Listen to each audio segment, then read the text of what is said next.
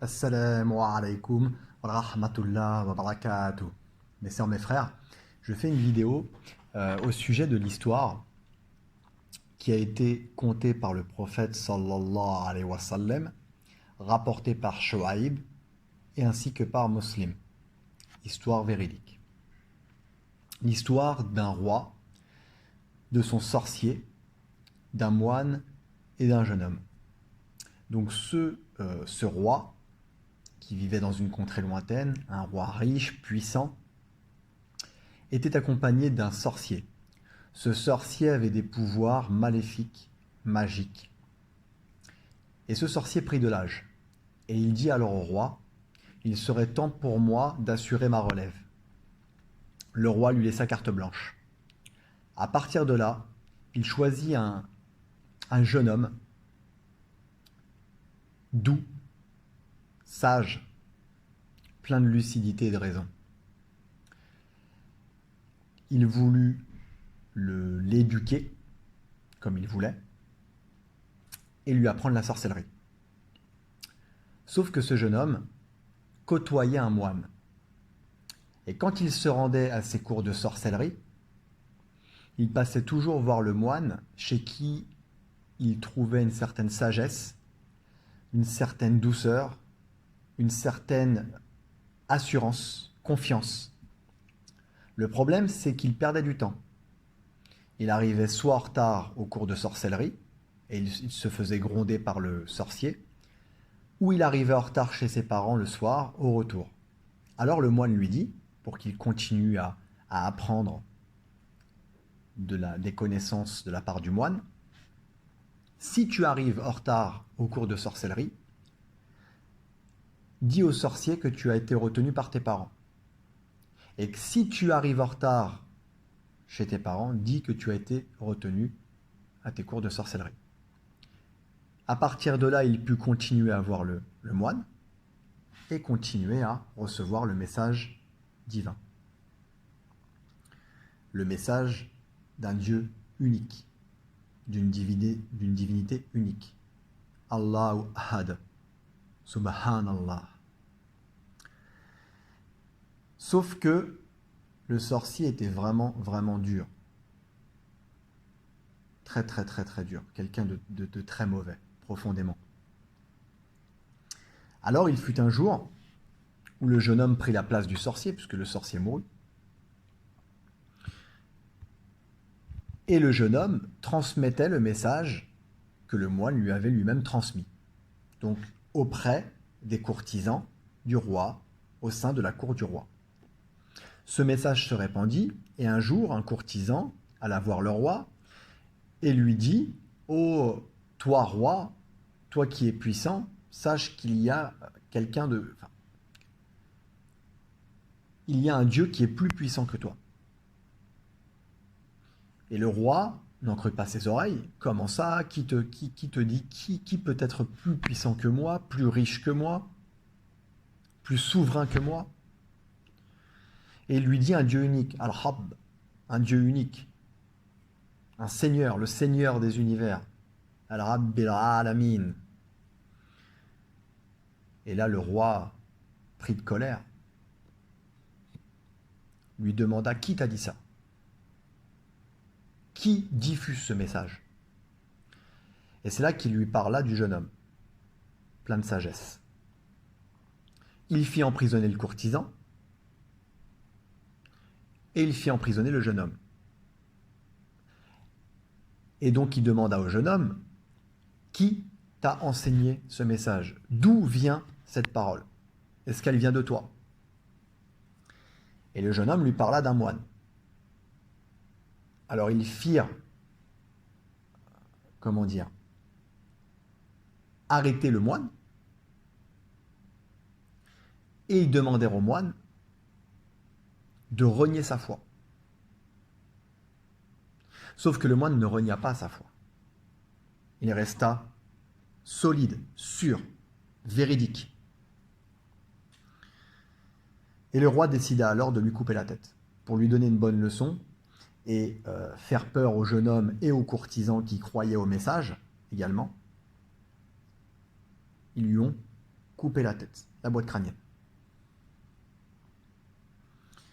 Ils firent pareil avec le courtisan,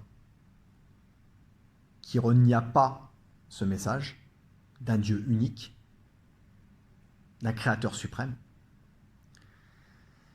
Et ils voulurent faire pareil avec le jeune homme. Sauf que le jeune homme, plein de sagesse et de raison, resta sur sa position. Campa sur sa position d'un Dieu unique. Alors le roi trouva une solution et demanda à ses sbires, à ses soldats, d'emmener le jeune homme en haut de la montagne, au sommet de la montagne, de lui demander de renier sa foi, et s'il ne reniait pas sa foi, alors de le jeter dans le vide, du haut de la montagne. C'est ce qu'ils firent. Ils lui demandèrent là-haut de renier sa foi, et le jeune homme resta convaincu. Il ne renia pas sa foi, et demanda à Allah, à Dieu, à Allah, à Azawajal, si tu es le sachant, le capable, le puissant, le véridique, alors sauve-moi de ces soldats, sauve-moi de ces sbires. Et là, un vent violent fit en sorte que les soldats furent jetés dans le vide. Le jeune homme revint au royaume, au château, auprès du roi.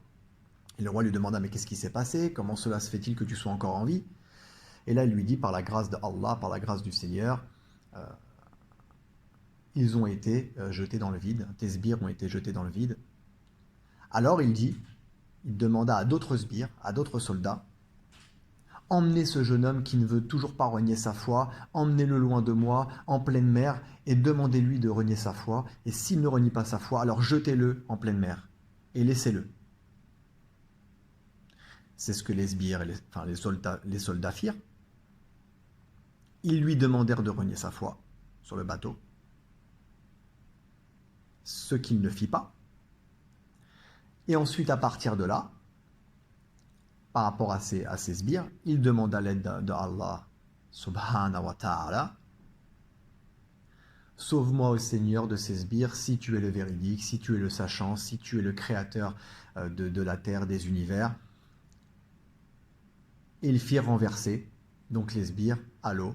Donc les sbires finirent à l'eau et lui restait donc sur la barque, sur le bateau, et il put revenir donc sur la terre ferme et auprès du roi. Alors le roi lui demanda, mais comment cela est possible?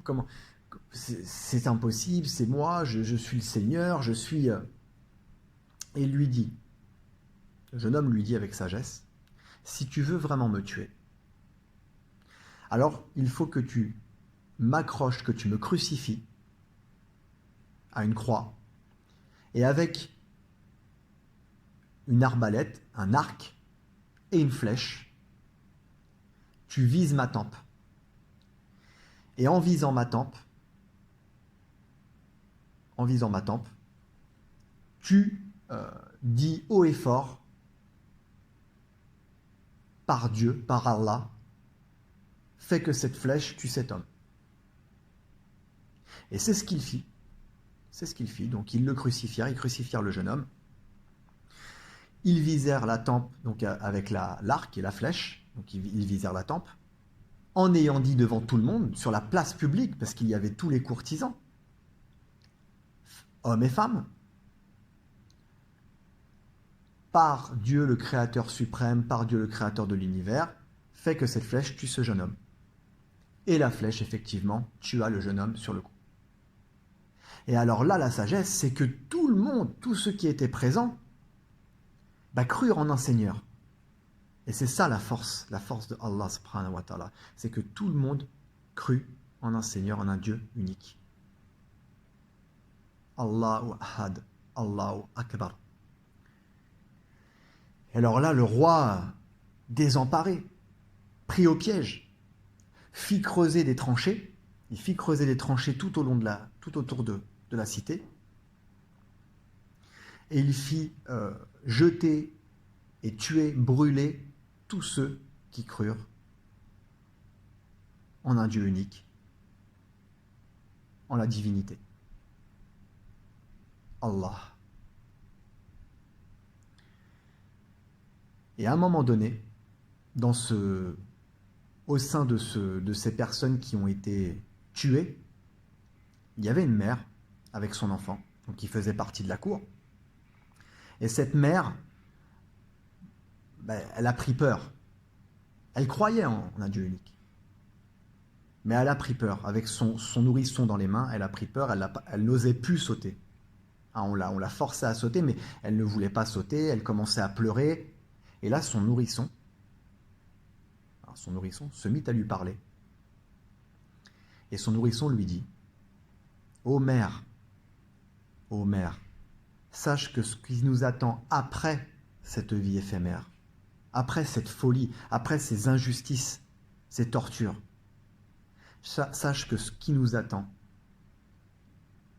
est bien plus beau, bien plus pur, bien plus véridique, bien plus sûr que ce que nous vivons ici même, ici-bas. Et alors là, elle prit son courage à deux mains, et par l'amour de Allah, elle se jeta, comme la plupart des êtres qui ont été témoins de la mort du jeune homme. Donc la morale de cette histoire, c'est qu'au final, il y a une sagesse dans tout ce qui se fait, dans tout ce qui se crée. Rien n'est fait au hasard. Rien n'est fait au hasard. Il n'y a rien de hasardeux. Et on doit se remettre continuellement à notre Créateur suprême. C'est une magnifique histoire qui montre à quel point la vie est éphémère, la vie ici-bas est éphémère et qu'il y a beaucoup plus de choses, de belles choses qui nous attendent.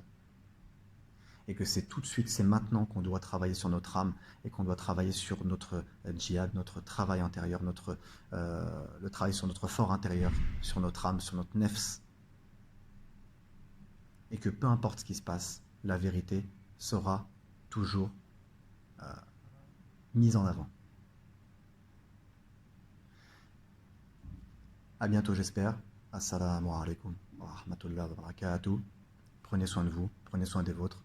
Que Allah nous renforce et que Allah nous mène sur le droit chemin, le chemin pur, le chemin donc de la sagesse et du travail de l'âme.